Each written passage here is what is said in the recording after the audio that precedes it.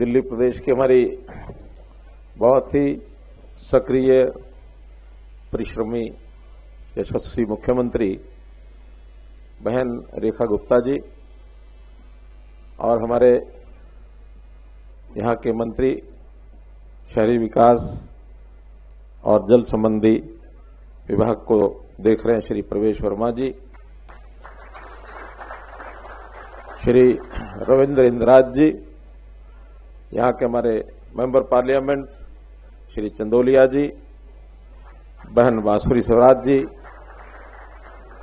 भाई मनोज तिवारी जी, उपस्थित सभी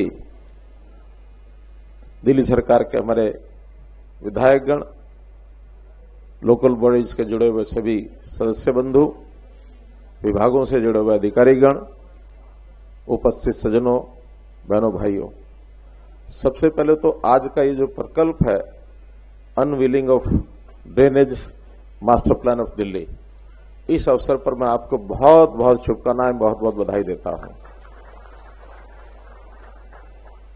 भाइयों, मेरे लिए दिल्ली कोई नई नहीं है, मेरा बहुत गहरा संबंध दिल्ली से भी है। मैं कई वर्षों तक दिल्ली का निवासी रहा हूं। सबसे पहले तो 1972 से 1980 मैं दिल्ली का निवासी था और दिल्ली के बहुत सारे इलाके उस समय मैंने देखे, रानी बाग, विशाल एन्क्लेव, राजौरी गार्डन, सदर बाजार, नबी करीम, पहाड़गंज, ये सब एरिया से मेरा संबंध रहा। और संयोग से हरियाणा के मुख्यमंत्री रहने के नाते भी, क्योंकि हरियाणा दिल्ली के 3 तरफ से है और लगातार जो आना जाना रहता था, दिल्ली एक प्रकार का मेरा केंद्र ही था, दूसरा केंद्र दिल्ली था। दिल्ली की सब समस्याओं से पूरा परिचय आज से नहीं, बहुत पहले से है। ये अलग बात है कि सरकारों की विचारधारा के हिसाब से राजनीतिक पार्टियों के अलग अलग काम करने से कभी लगता था कि आखिर ये जो सरकारें पहले रही हैं दिल्ली में, उनकी सोच क्या है? सत्ता भोगना यही सोच है? आखिर कब ये देश की और जो सरकारें हैं, देश के जनता की सेवा जो करते हैं, सेवा भावना से करते हैं, कभी यहां संभव हो पाएगा? तो कभी कभी विचार आता था कि जहां कहीं अच्छे लोग हैं, काम करने वाले लोग हैं और सरकारें बनाते हैं, तो जो विपक्ष के लोग हैं जिनको केवल आलोचना करनी है वो आलोचना करते हैं। उनको ये नहीं सूझता था कैसे काम करना होता है, आलोचना के लिए आलोचना करते हैं। लेकिन जहां कहीं विपक्ष में अच्छे लोग रहते हैं तो वो आलोचना की बजाय, आलोचना ठीक है करनी पड़ती है राजनीतिक तौर पर, लेकिन बहुत कुछ सीखने का अवसर मिलता। जो गलत आदमी गलत काम कर रहे हैं, जिनसे काम होता नहीं है, कैसे काम अच्छा किया जाएगा उसमें से भी सीख लेते हैं। उस मामले में दिल्ली के हमारे लोगों ने बहुत कुछ सीखा। आज इसका परिणाम यह है कि सब अच्छे काम पिछले 1 साल भर से, जब से दिल्ली सरकार बनी है, तब से हम कर रहे हैं। मित्रों, दिल्ली अपने आप में एक बड़ा शहर है, कंजेस्टेड है। आबादी जैसा बताया 70 लाख से बढ़कर आज 2.5 करोड़ हो गई है। दिल्ली देश का दिल है। दुनिया दिल्ली को देखती है, दिल्ली कैसी होगी।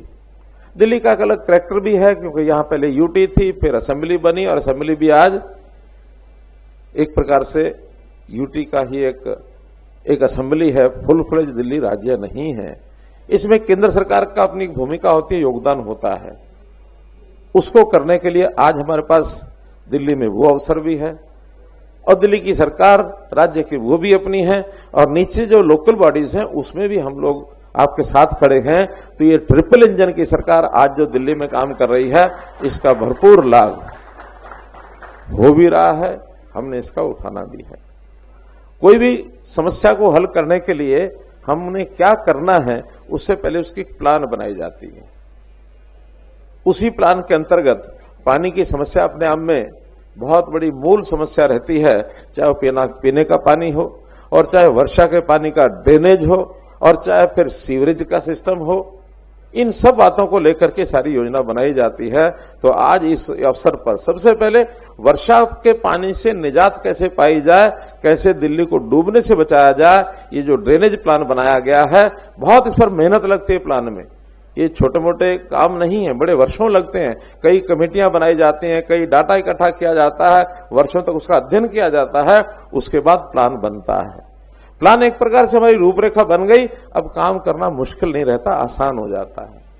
आसान काम करने के लिए भी आखिर तो मेहनत लगती है, मैन पावर लगेगी, साधन लगेंगे। साधनों की जहां तक बात है, 57,000 करोड़ रुपए का एक बजट बताया गया है। अपेक्षा की गई है कि इसमें भारत सरकार भी अपना हिस्सा दे। कभी भारत सरकार पीछे रहती नहीं है। मैं आपको एक ताजा उदाहरण बताता हूं भी, हमारे विभाग के साथ, क्योंकि बहुत सा काम दिल्ली का भी, बाकी चीजों का, शहरों का जुड़ा हुआ है। स्वच्छ भारत मिशन एक बहुत बड़ा मिशन देश भर में 2015 में प्रधानमंत्री जी ने बनाया था, 2014 में। उस स्वच्छ भारत मिशन के अंतर्गत बहुत सी योजनाएं देश भर में चलती हैं। हमने केजरीवाल की सरकार को भी पैसा ऑफर किया, उन्होंने योजनाएं सिरे नहीं चढ़ाई और पैसा अनयूज पड़ा रहा, उस पैसे को उन्होंने लिया नहीं। अब आकर के जब से दिल्ली सरकार भारतीय जनता पार्टी की बनी है, देश भर के अंदर शहरी आबादी कुल 50 करोड़ है। दिल्ली की शहरी आबादी, टोटल दिल्ली शहरी आबादी है, अब तो कोई गांव बचा ही नहीं है, वो 2.5 करोड़ है, 5% आबादी है। हमने अभी स्वच्छता के लिए इस पिछले वर्ष में 1100 करोड़ रुपया सैंक्शन किया, 11,000 करोड़ रुपया। 11,000 करोड़ रुपए में दिल्ली को शेयर दिया है 1100 करोड़ रुपया, 10% दिया, जिसमें 500 करोड़ रुपया हम रिलीज भी कर चुके हैं। और उसमें भी खास करके ये जो बड़े बड़े डंप साइट्स हैं, ढेर लगे हुए पहाड़ों, जिसका जिक्र हमारे ज्ञानेंद्र जी कर रहे थे, बड़े बड़े डंप साइट्स देश भर में 1570 के लगभग हैं, छोटे बड़े सब मिलाकर। दिल्ली में 3 को बड़े साइट्स, छोटे भी हैं कुछ 10-12 और हैं, लेकिन 3 बड़े डंप साइट्स को सिलेक्ट किया गया कि सबसे पहले इनको खत्म करने की योजना बनाओ। उसमें एक गाजीपुर है, एक ओखला है और एक भलसवा है। मैंने आगे बढ़ करके कि 17 तारीख को हमको स्वच्छता अभियान शुरू करना है, रेखा शर्मा जी से मैं बात की इनसे, मैंने कहा भलसवा का जो डंप साइट है ये मैं अपने जिम्मे लेता हूं, इसको 1 साल के अंदर खत्म कराना मेरा काम है। और इस अभियान की शुरुआत करते ही सबसे पहले 17 तारीख को सुबह 9 बजे मैं भलसवा गया। वहां सब जाके देखा, बहुत मेहनत करते हैं वो जो लोग मजदूर हैं, सफाई का काम करने वाले, हमारे ट्रक ड्राइवर हैं, हमारी जो मशीनें चल रही हैं, सामान्य आदमी तो जाके खड़ा भी नहीं हो सकता। बड़ी मेहनत से, हिम्मत से काम कर रहे हैं। जानकारी ली, योजना बनाई कि अगले 2 अक्टूबर से पहले ये भलसवा की साइट बिल्कुल पता नहीं लगना चाहिए कि यहां कोई पहाड़ था, कोई इस प्रकार का बहुत बड़ा, क्योंकि वो आइसो आंखों में चुभता था। जब भी मैं दिल्ली से मानो हरियाणा जाना, उसी रोड से जाते थे। मुकरबा चौक पर पहुंचते ही राइट देखते हैं तो वो बड़ा पहाड़ लगा हुआ। ठीक है, काम हो रहा है, लेकिन फिर भी वो दिखता नहीं है कि नीचे घट भी रहा है कि नहीं रहा है। अब मैं देखा है कि बहुत कुछ काम हो रहा है, घटा है। 75 लाख टन मीट्रिक टन में से अभी इस समय 45 लाख मीट्रिक टन कूड़ा आज बाकी है, 30 लाख मीट्रिक टन कम हुआ है। लेकिन ये 45 लाख वो कम हुआ कई सालों में, लेकिन ये 45 लाख मीट्रिक टन अगले 1 साल के अंदर कम करने का संकल्प हमने लिया। कितनी मशीनरी लगानी पड़ेगी, कितना ही साधन लगाना पड़ेगा, उसमें भी मुख्य रूप से काम तो ये एमसीडी का है, लेकिन दिल्ली सरकार भी पैसा उसमें लगाती है, भारत सरकार भी देती है। और उसके अंदर इस बार ये भी किया है कि एक कोई बड़ी ऑर्गेनाइजेशन, उसको पार्टनर ऑर्गेनाइजेशन उसमें काम कराएंगे। तो मैंने उसमें घोषणा की है कि उस यानी डंप साइट को हटाने के लिए डीडीए जो है उसमें पार्टनर स्टेट रहेगी, उसमें डीडीए के द्वारा भी पैसा लगवाएंगे। डीडीए के बारे में 100 धारणाएं होंगी, कैसा संगठन है कैसा नहीं है, लेकिन कम से कम इसमें मैं पैसा उनका भी लगवा दूंगा ताकि वो डंप साइट वहां से खत्म की जाए। तो इस प्रकार मित्रों, ये जो पानी का विषय है, इस पानी के विषय में बहुत योजनाएं बनाई गई हैं, आपके सामने प्रेजेंटेशन भी दिखाई गई है। इस प्रेजेंटेशन के अंदर एक चीज हो सकता है, क्योंकि उसको पढ़ने के बाद पता लगेगा, हमने कुछ स्टडी करके उसमें लिखी होगी, उस अनुसार हम काम भी करेंगे।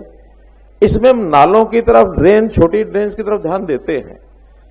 दो बड़ी बड़ी ड्रेन जो यमुना में आके गिरती हैं, जिसमें एक तो शादरा ड्रेन है, एक नजफगढ़ ड्रेन है, और भी छोटी मोटी ड्रेन बहुत हैं। इसमें गाद बहुत भरी रहती है और उस ड्रेन को जब तक हम उसकी कैपेसिटी नहीं बढ़ाएंगे तब तक पानी निकलने का सिस्टम नहीं बनेगा। क्योंकि अब ये गुरुग्राम के साथ जुड़ी हुई है। नजफगढ़ ड्रेन जो है, नजफगढ़ से पीछे से आती है, झज्जर से होता हुआ, और जो पानी है गुरुग्राम के बाद ये नजफगढ़ ड्रेन बनती है, ककरोला से आगे ये नजफगढ़ ड्रेन कहलाती है। तो उसका गाद इतनी भरती है। मैं जब मुख्यमंत्री था उस समय यहाँ के एलजी साहब को कह करके दिल्ली के जो हमारे जल शक्ति मंत्रालय का, उनके नेतृत्व में कमेटी बनाई, 20 लाख मीट्रिक टन उसमें से और गाद निकाली थी 1 साल के अंदर, फिर भरती है। ऐसे ही शादरा ड्रेन की भी यही स्थिति है। और केवल इतना ही नहीं, हमको वैसे तो अभी इस कार्यक्रम के बाद तुरंत होम मिनिस्टर साहब ने, जैसा बहन रेखा गुप्ता जी ने बताया कि हर महीने हम बैठते मीटिंग करते हैं, यमुना को लेकर के अभी 4 बजे हमारी मीटिंग है कि यमुना को कैसे उसे पानी के बहाव को ठीक किया जाए, कैसे उसको स्वच्छ पानी के रूप में बदला जाए, कैसे उसका एक उपयोगिता बढ़ाई जाए दिल्ली की जनता के लिए। लगातार बैठ रहे हैं। तो मैं वहां भी सुझाव देता हूं और आपके सामने भी बता रहा हूं कि जब तक हम दिल्ली के पानी को, उसके फ्लो को ठीक नहीं करेंगे, अभी हम क्या करते हैं कि एनक्रोचमेंट यानी पानी ऊपर से बह ना जाए, लेकिन एक उसका बड़ा काम है दिल्ली की यमुना का, उसकी ड्रेजिंग, उसकी डीसिल्टिंग करना, जिसको सामान्य भाषा में माइनिंग कहते हैं। माइनिंग नहीं होती है, माइनिंग तो उसके नीचे जाके गहराई में होती है। लेकिन आज कुछ जगह पर उसकी रुकावटें ऐसी ध्यान में आती हैं। मैं कल ही एक पेपर स्टडी कर रहा था तो उसके अंदर मुझे ध्यान में आया कि सबसे ज्यादा अवरोध इसमें आईटीओ बैराज और ओखला बैराज के बीच में लगते हैं। स्टडी ये बता रही है, क्योंकि ओखला बैराज से और आईटीओ बैराज से ओखला बैराज ये 14 किलोमीटर है और 14 किलोमीटर में पानी का लेवल 7 मीटर ऊपर नीचे हो जाता है। आईटीओ में अगर 207 मीटर है तो ओखला में वो 200 मीटर रह जाता है। तो 7 मीटर का इसका मतलब कहीं ना कहीं ऊपर है, तो बीच में कहीं उसका अवरोध है। इस अवरोध को हमको निकालना पड़ेगा, साफ करना पड़ेगा। एक उसके अंदर जो बड़ा कारण है वो है आईटीओ बैराज। आईटीओ बैराज की पहले स्थिति क्या थी क्या नहीं थी उस पर टिप्पणी नहीं करूंगा, कभी इन्होंने साफ किया नहीं पिछली सरकारों ने, लेकिन इस बार उसमें से ये बताया गया कि दिल्ली सरकार को उसका जो मैनेजमेंट है अगर वो मिल जाए तो हम उसको साफ कर देंगे। अभी तक मैनेजमेंट भी हरियाणा के जिम्मे था, हरियाणा का ध्यान पता नहीं जाता था कि नहीं जाता था। जब मुझे पता लगा तो मैंने उसी समय कहा कि ठीक है, हरियाणा के बजाय ये मैनेजमेंट दिल्ली सरकार को दिया जाएगा ताकि अपने आप उसको देखभाल करें। अब दिल्ली के अंदर आईटीओ बैराज हरियाणा के पास क्यों रहेगा? हरियाणा को चिंता क्यों होगी? ठीक है, हरियाणा अपनी सरकार है, लेकिन अधिकारी भी बताते नहीं है। हमें भी पिछले जब बाढ़ आई पिछले बार तभी ध्यान में आया कि हाँ आईटीओ बैराज के 4 गेट खुले नहीं, जानकारी नहीं मिलती है। तो इस बार उसकी व्यवस्था हमने कर दी है और तभी उसमें से पानी की स्मूथनेस बनेगी और ज्यादा बनेगी। पानी निकासी एक विषय है, यमुना के पानी का शोधन करके और उसमें उसकी प्रोसेसिंग और उसके साफ पानी कैसे हम 10 बीओडी से नीचे पानी उसमें ला सकें ताकि पानी की जो गतिविधियां हैं उसको हम ठीक कर सकें। उसके बाद उसकी जो एनक्रोचमेंट है उसको भी समाप्त करना। एक विषय जो बड़ा मुझे ध्यान में आया है कि दिल्ली के जो एम्बैंकमेंट है यमुना की, उसको हमने थोड़ा सा ग्रीनरी की, अच्छा किया, उसको सुंदर बनाने का प्रयत्न किया, लोग आए घूमे फिरे, लेकिन उसके लेवल का ध्यान नहीं किया कि पानी जो है अब बाढ़ में किस लेवल तक आ सकता है। वो लोहे के पुल के ऊपर 208 पॉइंट समथिंग ऐसा इस बार पानी आ गया था मीटर। अब 208 मीटर आने के बाद जो वो हमने पार्क बनाए, सजाए, ग्रीनरी लगाई, ध्यान ही नहीं रखा कि वो 205 पर है, 206 पर है, 2 मीटर पानी उस पर चढ़ गया। बचेगा कैसे? तो ये बड़ी समस्या, इसको भी हल करना है और हल करने के लिए एक समस्या का हल होगा, दूसरे का समाधान होगा। हमें भलसवा में जो ध्यान में आया कि वहां पर प्रोसेसिंग हो रही है, कूड़े का रेमिडिएशन कर रहे हैं, लेकिन उसमें बचने वाली सॉइल है उसको डालने के लिए जगह नहीं है उनके पास। मैंने कहा ठीक है, 2 जगह आपको और जल्दी दिलाएंगे ताकि आप मशीनरी और बढ़ाओ, इसको स्पीड करो। उसी में से कम जिस लेवल को हमने ऊंचा करना है, 2 मीटर ऊंचा करना है, उस मिट्टी को वहां डालेंगे, वहां की भी समस्या हल होगी, यहां की भी होगी। बहुत से लेवल दिल्ली में आज 208 मीटर से नीचे हैं। अगर 208 मीटर वहां नहीं लाएंगे तो ये बैकफ्लो मार करके पानी ड्रेनेज से फिर पीछे जाएगा। तो बैकफ्लो भी ना हो, उसका लेवल सारे का दिल्ली का हमको देख के टच करना पड़ेगा। टेक्निकल चीजें अपने आप करेंगे। अभी पिछले दिनों में लोधी कॉलोनी, मेरा आवास जो पहला आवास वहां लोधी कॉलोनी में मुझे मिला, मैं सुबह सुबह उठा तो पीएमओ से, रात वर्षा हुई खूब, 6 बजे फोन आया पीएमओ से कि उस आपके पास ही इलाका है लोधी कॉलोनी का, 2 फुट पानी चढ़ गया उसके ऊपर। हमने तुरंत इंजीनियर को बुलाया, बात की, सारा कुछ किया। उनका बारामूला पुल से बैकफ्लो मार के पानी आ रहा है। प्रवेश जी से बुलाया, आ गए। तुरंत आने के बाद हमने जाकर देखा तो पानी का जो ड्रेनेज का लेवल है, यमुना का पानी का लेवल ऊंचा हो रहा है, इधर पानी वापस बैकफ्लो मारता है। क्या करेंगे? तो इन सब समस्याओं का मुझे लगता है इस मास्टर प्लान में जरूर विचार किया गया होगा। तो मास्टर प्लान के आधार के ऊपर पूरे दिल्ली का एक सिस्टमेटिक ढंग से उसका ड्रेन आउट करना, और न केवल दिल्ली का, अगर किया हो तो ठीक है, नहीं तो जो भी एक मास्टर प्लान को तैयार करने वाले लोग हैं, इसमें जो पानी हमारे दिल्ली में बाहर से आता है, चाहे वो बहादुरगढ़ से आता है, चाहे वो गुरुग्राम से आता है, उनके लेवल को भी चेक करना चाहिए, ताकि उसके पानी तो पानी है, इसका जो फ्लो है ये किसी के कंट्रोल में नहीं है। हम अगर इसको चैनलाइज करेंगे तो ठीक है, नहीं इसको करेंगे और कहीं अवरुद्ध हो जाएगा तो पानी अपना रास्ता अपने आप बनाएगा, फिर उसमें किसी का नुकसान हो, बाढ़ हो, कुछ हो, पानी लिहाज नहीं करता है। तो इसलिए हमें ही अपने सब सिस्टम में जो हमारे आसपास के रीजन का जो हमारा कैचमेंट एरिया है पानी का, उसको सबको देख करके सारी योजनाएं बनानी पड़ेंगी। कभी कभी विषय आता है कि पानी हथनीकुंड बैराज ने छोड़ दिया। अब हथनीकुंड बैराज एक बैराज है, वो डैम नहीं है। अगर उसके लेवल को टच कर गया पानी तो छोड़ना ही पड़ता है। अगर नहीं छोड़ेंगे तो बैराज टूट जाएगा। टूटेगा तो दिल्ली आज थोड़ा बहुत बैराज के कारण से पानी को रोका जाता है, वो भी खत्म हो गया तो और यह स्थितियां खराब होती।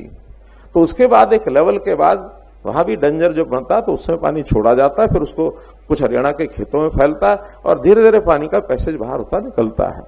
हाँ, पानी की समस्या दूसरी भी एक है, वो पीने के पानी की। दिल्ली और हरियाणा का हमेशा ये छोटा मोटा विषय बना रहता है कि दिल्ली आबादी बढ़ रही है, पानी की जरूरत है, पीने के लिए पानी चाहिए। अच्छी बात है, पानी तो आबादी बढ़ी तो पानी तो मिलना ही चाहिए, पूरा होगा ही। तो कभी भी पीने के पानी की कमी हरियाणा ने आने नहीं दी, लेकिन हरियाणा की भी अपनी आवश्यकताएं हैं। पीछे से पानी कम आता है। पंजाब के लोग अपना, जैसा आपको पता ही है सारा विषय, वो कहते हैं हम तो पानी एक बूंद छोड़ेंगे नहीं। अब पानी तो या तो पंजाब में बह के आता है या फिर उत्तर प्रदेश में आता है। हरियाणा की तो अपनी नदी है ही कोई नहीं, एक सांझी नदी यमुना नदी है, इसमें जितना आएगा उसी से बांटेंगे। उसके बांटने में जितना जितना दिल्ली और हरियाणा यूज करता है बांट लेता है, उस समय खास करके गर्मियों के दिनों में। अब उसके अंदर जब पिछले 10 साल से हम काम कर रहे हैं तो हमने नई योजनाएं बनाई है, वो जरूर आपसे साझा करना चाहूंगा मैं।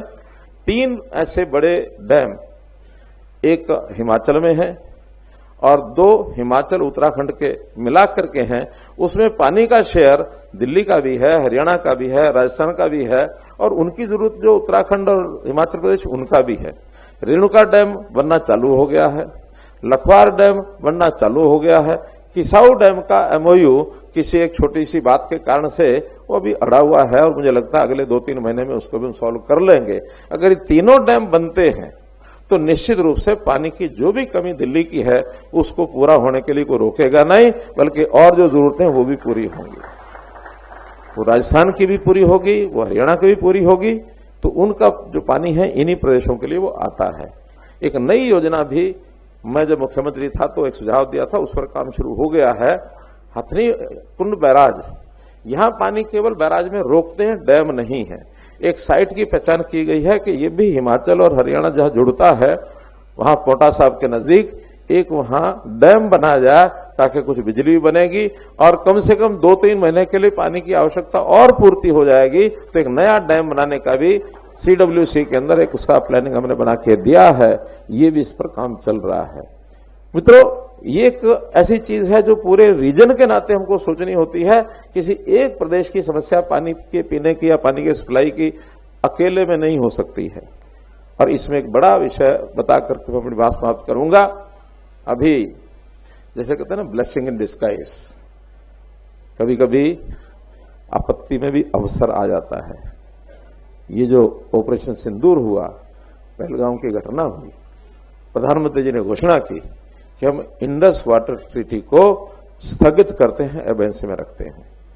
इंडस वाटर ट्रीटी के अबेंस में रखने के बाद बहुत पानी जो पाकिस्तान को बह जाता है, उस पानी का उपयोग भी अब आने वाले 1 साल 1.5 साल के अंदर हम अपने तरफ लाएंगे और उसमें भी दिल्ली, हरियाणा, राजस्थान, उत्तर प्रदेश, पश्चिमी उत्तर प्रदेश, इनको सबको पानी मिलेगा। और संयोग से आज 4 बजे तो यमुना की मीटिंग है, 5:30 बजे इंडस वाटर ट्रीटी को लेकर भी मीटिंग है। तो पानी के बारे में भारत सरकार चिंतित है।